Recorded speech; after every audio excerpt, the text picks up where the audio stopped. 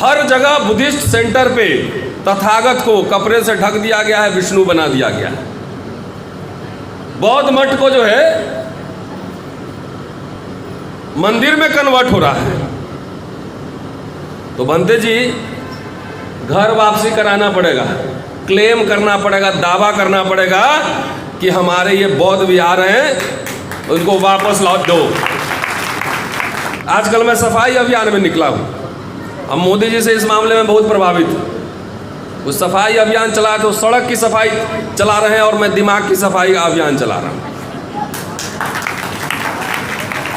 एक तर्कसंगत धर्म है जिसमें अंधविश्वास के लिए कोई जगह नहीं है। जाके देखिए, अभी रोड पे कांवड़ लेके जा रहे होंगे तो ज़्यादातर जो है हमारे ही लोग हैं। साहब मंत्री जी का कोई बेटा बेटी कांवड़ लेके नहीं जा रहा होगा, कोई सेक्रेटरी और जज का बेटा बेटी लेके नहीं जा रहा।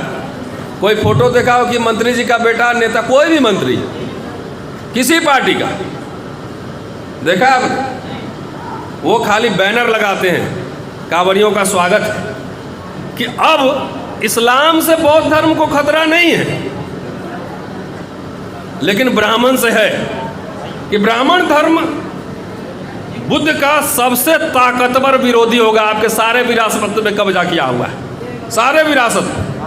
और मैं समझता हूं कि आज इस विषय पर चर्चा होनी ही चाहिए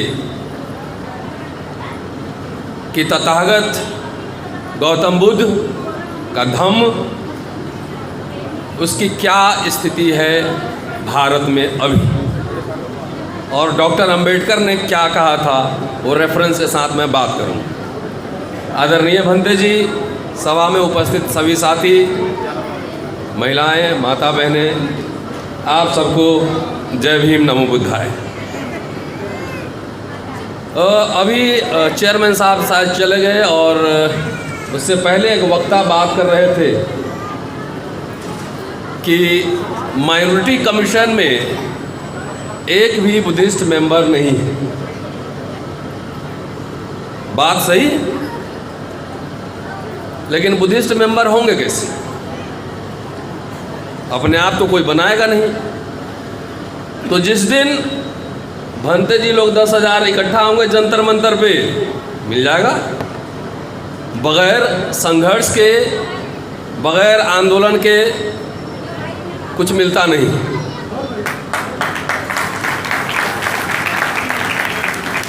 और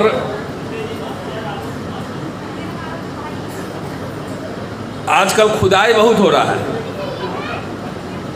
और हर जगह जो है, आखिर भागवत साहब को कहना पड़ा कि हर जगह शिवलिंग नहीं ढूंढेंगे, नहीं होगी। क्यों कहना पड़ा? इसलिए कहना पड़ा कि जब मंदिर का, शिवलिंग का, मूर्ति की व्याख्या टेलीविज़न चैनल पे बैठ के मौलाना, मौलवी साहब और पंडित करेंगे तो फिर तो इतिहासकार का काम खत्म हो गया, उसकी कोई ज़रूरत ही नहीं है। जो स्कल्प्टर है, मूर्तिकार है, उसका काम खत्म हो गया, कोई ज़रूरत ही नहीं। तो सवाल ये उठा कि अगर आप खुदाई कर रहे हैं तो खुदाई थोड़ा अच्छे से कीजिए, 2-4 फीट और नीचे जाइए, हर जगह आपको बुद्ध विहार ही मिलेगा।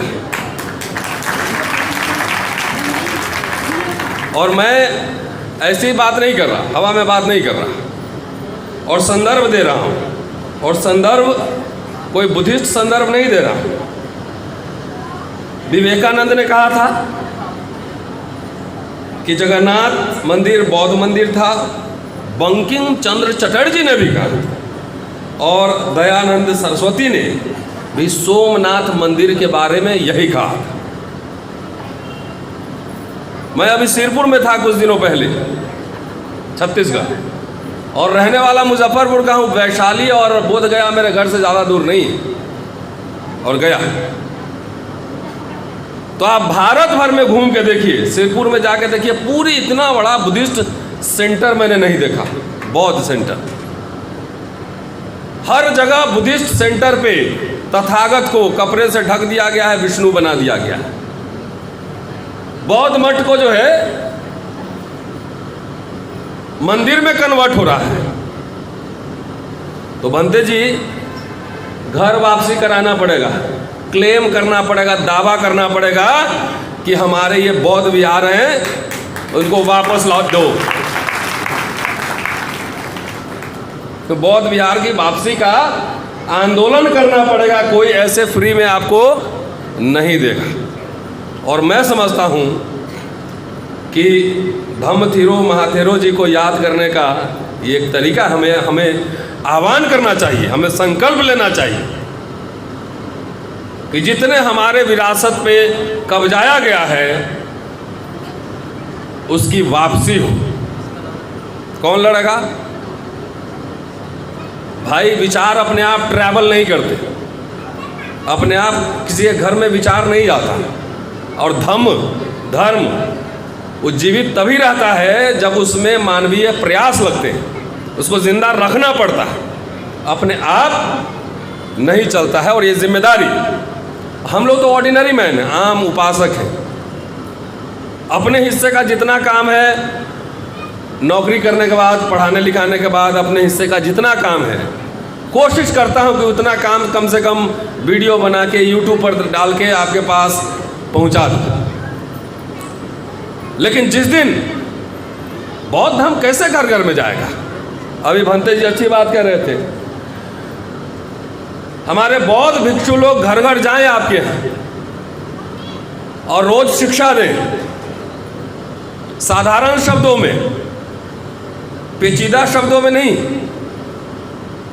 घर घर जाएंगे, अगर नहीं जाएंगे तो आपके घर कौन आएगा? पाखंड, कर्मकांड। क्योंकि लोग तो मानने वाले होते हैं, नास्तिक तो इस धरती पे बहुत कम लोग होते हैं जो नास्तिक होते हैं। तो अगर आप इनके घर नहीं जाएंगे तो कोई ना कोई और तो जाएगा ही जाएगा ना। इसलिए जिम्मेदारी है। हम लोग इतिहास के छात्र हैं, इतिहास पढ़ते हैं। आप अम्बेडकर नामा यूट्यूब चैनल देखते हो, पढ़ के उसमें बताते रहते हैं, समझाते रहते हैं। वो मेरा काम है, मेरा दायित्व। एक स्टूडेंट, एक शिक्षक ये काम कर सकता है। लेकिन घर घर को पहुंचाने की, बॉल हाथ में लेके, कटोरा जाकर खाना आपसे लेकर खाना खाना है और आपको शिक्षित करना है। ये काम भंते जी लोग का है। और आप लोग भी घबराइए नहीं कि आप तथागत के विचार स्वीकार कर लेंगे और बुद्धिस्ट बन जाएंगे तो आपको चीवर पहनना पड़ेगा। ये कोई ज़रूरी नहीं। आम उपासक गृहस्थ होते हैं, अपना दैनिक काम करते हुए, रोजगार नौकरी करते हुए आप बन सकते हैं। आजकल मैं सफाई अभियान में निकला हूँ। हम मोदी जी से इस मामले में बहुत प्रभावित हैं। उस सफाई अभियान चला तो सड़क की सफाई चला रहे हैं और मैं दिमाग की सफाई का अभियान चला रहा हूँ। सबसे पहले आज अच्छा लग रहा है कि जितनी संख्या में यहाँ पुरुष हैं, महिलाएं भी उतनी संख्या में हैं। तो आप सबसे पहला अगर यहाँ आए हैं और सुनने आए हैं तो पहली बात, आपको कांवड़ चाहिए कि कॉलेज चाहिए? हाँ, ये है बात। घर से आडंबर, पाखंड, जितना कुछ है, कूड़ा कबाड़ा निकाल दीजिए और घर में वैज्ञानिक सोच, है ना, साइंटिफिक तार्किक बात, वैज्ञानिक सोच घर में लाइए। देखिए आपका बेटा बेटी सब पढ़ के अच्छा इंटेलेक्चुअल बनेगा, इंजीनियर बनेगा, डॉक्टर बनेगा। कितनी बार पूजा करती हैं? करती हैं नहीं? हैं? हाथ उठाइए, सुबह शाम। अच्छा, तो जितना आडंबर पाखंड है ये सब हटाइए। हम लोग हटाएं तो देखिए कहाँ गांव से चल के आए, दिल्ली में प्रोफेसर बन गए।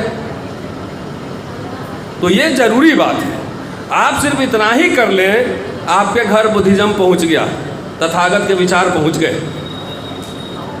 सिर्फ वैज्ञानिकता, वैज्ञानिक सोच आपके घर में, ज्ञान विज्ञान की बात हो। जहाँ ज्ञान विज्ञान है, बुद्धि तो अपने आप है। वहाँ पर पूरे दुनिया भर में प्रचार हो रहा है, बड़ी संख्या में लोग स्वीकार कर रहे हैं।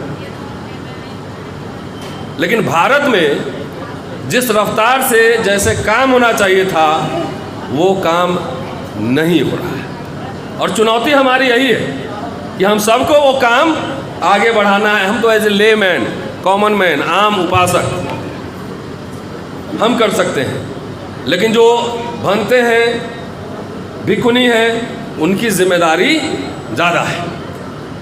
और आज इस अवसर पे जो मैं बात कह रहा हूँ, मैं नई बात नहीं कह रहा हूँ। डॉक्टर अंबेडकर बर्मा में गए थे, रंगून में, और वहाँ पे 4 दिसंबर 1954 को अंतर्राष्ट्रीय बौद्ध सम्मेलन का आयोजन था।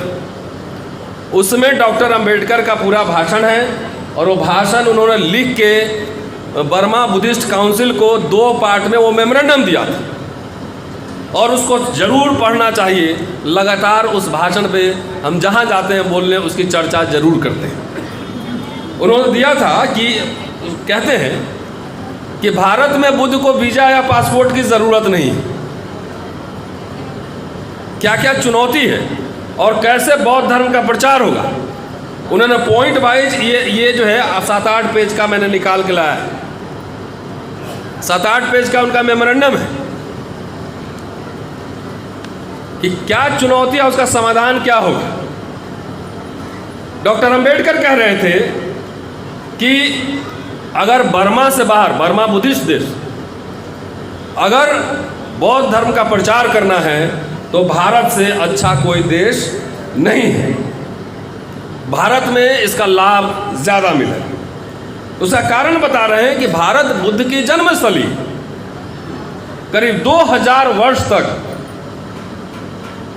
यहाँ बुद्ध के विचार फैले हैं और उनकी स्मृतियाँ अभी ताज़ा है।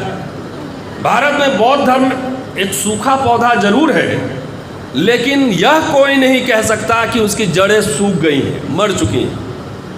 भारत में लोग उनको विष्णु का अवतार कहते हैं। जहाँ जहाँ बुद्ध है जाके देखिए, विष्णु बना दिए गए हैं, अब विष्णु के अवतार में शामिल कर लिया गया है। कह रहे हैं कि हमें सिर्फ उनके विचारों को वापस लाना है, और इसके लिए भारत से बेहतर स्थिति कहीं नहीं है। यहाँ पे बौद्ध धर्म को घुसपैठिया नहीं कहा जाएगा, कोई वीज़ा पासपोर्ट की ज़रूरत नहीं है।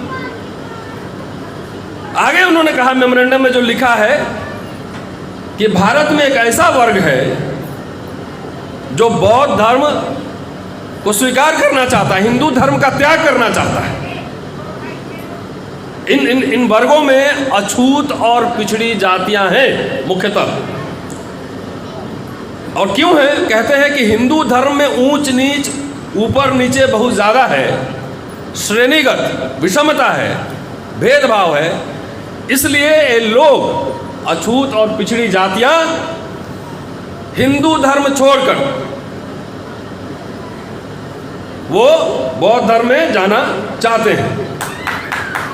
और इसके 3 कारण बताते हैं कि उनके लिए ईसाईयत की तुलना में बौद्ध धर्म स्वीकार करने के 3 महत्वपूर्ण कारण। पहला, बौद्ध धर्म भारत के लिए कोई विदेशी धर्म नहीं है। ईसाईयत या इस्लाम तो आप कह सकते हैं कि विदेशी, उसका उद्भव कहीं बाहर हुआ है, लेकिन बुद्धिज्म विदेशी नहीं है। दूसरा, कि बुद्ध धर्म का मूल उद्देश्य सामाजिक समानता है, और दलित, अछूत और पिछड़ी जातियां इसी समानता की तलाश में।